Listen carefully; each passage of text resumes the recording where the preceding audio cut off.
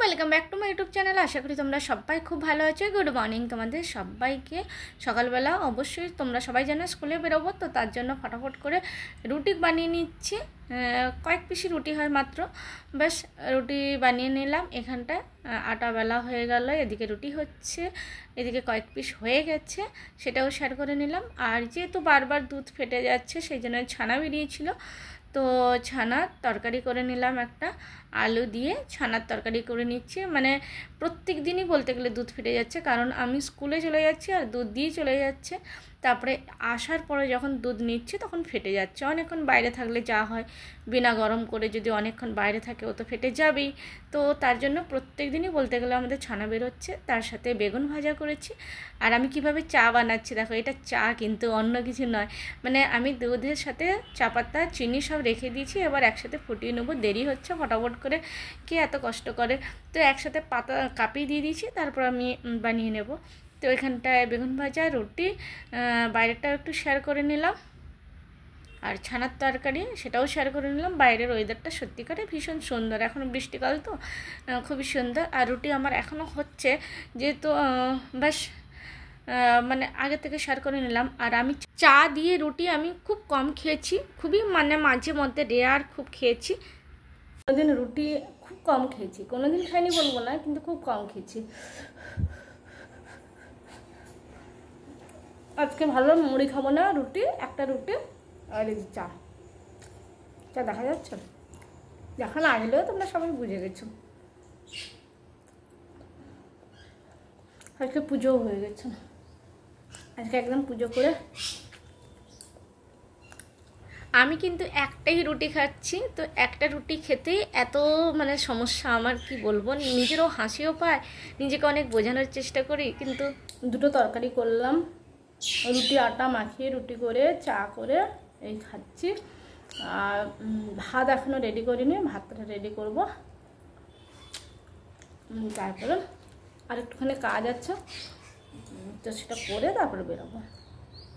আজকে একটু তাড়াতাড়ি রেডি হয়ে গেছে,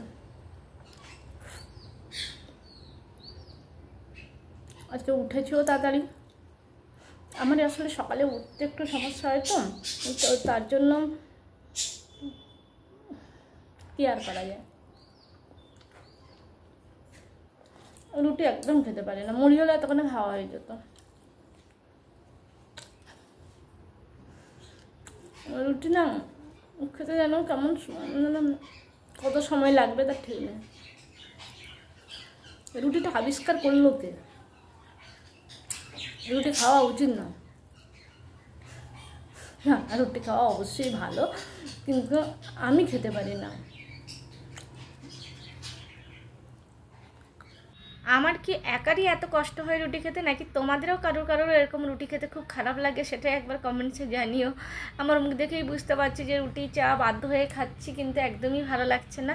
আর আজকে ছেলেকে বলেছিলাম ভাত গরম করে রাখতে, আর ও কী করেছে, কিভাবে গরম করেছে না, অনেক সময় খুব ভালো ভাত বানায়, আমি সেটা বলছি না, কিন্তু আজকে কিভাবে ভাত গরম করেছে তোমরা নিজেরাই দেখলে বুঝতে পারবে, কিন্তু করেছে, এটাই আমার কাছে অনেক বড় ব্যাপার। আজকের মানে কি বলবো, আজকে রান্না দারুণ, জাস্ট ওয়াও। দাঁড়া ভাতটা বাড়লে বুঝতে পারবে। আহা আহা, এই তো সাদা ভাত। হ্যাঁ হ্যাঁ সাদা ভাত, মানে কি বলবো, এক ঘন্টা হাত ছাড়া 1 ঘন্টা এক্সট্রা রান্না হওয়ার পরে যেটা হয় আর কি। তাও তুই করেছিস যে, আর বের করো না, আর বের করো না, আর নেই ওর মধ্যে। দাঁড়া একবার দেখি, একবার দেখা তো সেই। আর করো না, আর করো না, আর করো না, আর করো না, করবো না, আমি দেখাচ্ছি শুধু, আজকের কুকারের অবস্থাটা কি হয়েছে। বাহ, ভুলবশত হয়ে গেছে, আমাদেরও অনেক সময় হয় ভুলবশত, কিছু করার থাকে না। আর চিংড়ি মাছের ভাপা দারুণ সুপার টেস্টি, যাকে বলে খুব সহজেও হয়ে যায়, দারুণ লাগে খেতে। খুলছে না কেন রে? আমিও জানি না কেমন হয়েছে। টেস্টি হয়েছে, টেস্টি হয়েছে কি? আমি টেস্ট করে নিয়েছি। আচ্ছা তুই টেস্ট করেছিস? আর কি, মানে ঝাঁঝ যেটা হয় সেই ঝাঁঝটা হয়নি তো, বাস সেই ঝাঁঝ হলে খাওয়া যায় না। আর একদম কম রসা করেছি, আহা হা হা হা। চিংড়ি মাছের ভাপা সত্যিকারে খুব সুন্দর হয়েছিল। তো ভাবলাম আমি আজকে তোমাদের সাথে একটু আমাদের ছাদ বাগানটা শেয়ার করি, অল্প একটু শেয়ার করব। দেখো খুব সুন্দর আমাদের ছাদ বাগানে অল্প একটুখানি জায়গাতে যতটুকু সম্ভব কতটুকু জায়গাতে তোমাদের শেয়ারই করলাম। আর তার ভিতরে যতটা সম্ভব শিম গাছ হয়েছে, এটা শিম গাছে মোটামুটি শিম হয়েছে। আর কারি পাতার গাছটা অনেকটা বড় হয়ে গেছে, দেখেছো হাওয়া দিচ্ছে কি সুন্দর ফুরফুর করে হাওয়া দিচ্ছে।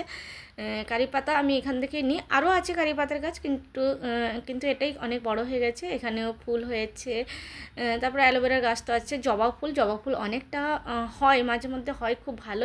মাদার প্ল্যান্টটা আমাদের ঘরে প্রচুর হয়েছে। আর তোমাদের সাথে আজকে যেটা শেয়ার করব আমি ভীষণ মানে শেয়ার করতেও ভালো লাগছে, সেটা হচ্ছে আমাদের লঙ্কার গাছ। দেখো কত লঙ্কা হয়েছে, মানে নিজের হাতে লাগানো গাছে যদি একটা কিছু হয় না, সে একটা ফুল ফুটুক বা একটা ফল হোক বা যাই হোক, মানে সেটা যে খুশি, হয়তো তোমরা বলতে পারো যে না এত খুশি হওয়ার কী আছে, এটা তো নর্মাল ব্যাপার, কিন্তু আমার ভীষণ ভালো লাগে যে আমার গাছে একটা কিছু হয়েছে, প্রচুর অনেক লঙ্কা হয়েছে। আর কি মানে অত্যধিক আমার ভালো লাগছে শেয়ার করতেও। আমি কয়েকদিন ধরেই ভাবছিলাম শেয়ার করব, সময় হয়ে উঠছিল না। তো আরও অনেক জায়গায় মানে লঙ্কার গাছও আছে, আর ফুল ফুটেছে অনেক, আর লম্বা লম্বা লঙ্কাগুলো দেখো হয়ে গেছে, এবারে তুলতে হবে। অনেক দিন হয়ে গেল মোটামুটি, কিছু লঙ্কা তো তুলে নিতেই হবে। প্রচুর লঙ্কা হয়েছে, মানে বড় টবে লাগিয়েছি তো বেশ ভালোই লঙ্কা হচ্ছে। তো তোমাদের সাথে শেয়ার করছি। আর কারি পাতার গাছ এখানটাও আছে, এই যে মাদার প্ল্যান্ট, আর এখানেও লঙ্কার গাছ আছে, ফুল এসে গেছে অলরেডি। আর মাদার প্ল্যান্ট এখানে দেখছো, কিন্তু চারিদিকে প্রচুর মানে মানে কি বলবো, হাজার হাজার গাছ আছে যাকে বলে, প্রচুর হয়েছে। যে চাই আমি তাকে তো দিয়েই দিই, কোথায় লঙ্কার গাছ দিই, কোথায় কারি পাতার গাছ দিই, কোথায় মাদার প্ল্যান্ট। আর এখানে রজনীগন্ধার গাছ হয়েছে, কেউ দিয়েছিল, সেটা লাগিয়ে দিয়েছিলাম। গাছটা তো বর্তমান খুব সুন্দর হয়েছে, ফুল ফোটার অপেক্ষায় আছি। রজনীগন্ধা সবারই ভীষণ ভালো লাগে, আমারও ভালো লাগে। আর এই গাছটা দেখো, এটা বেশ সুন্দর ভালোভাবে মানে টবে লাগালে না খুব সুন্দরভাবে ছড়িয়ে পড়ে, বেশ ভালো লাগে, দারুণ লাগে কিন্তু গাছগুলো। তো বন্ধুরা কেমন লাগলো আমার আজকের এই ব্লগটি? যদি তোমাদের ভালো লাগে তাহলে লাইক কমেন্ট শেয়ার করে দিও। আবার আসবো নতুন একটা ব্লগ নিয়ে। টাটা বাই বাই, ভালো থেকো।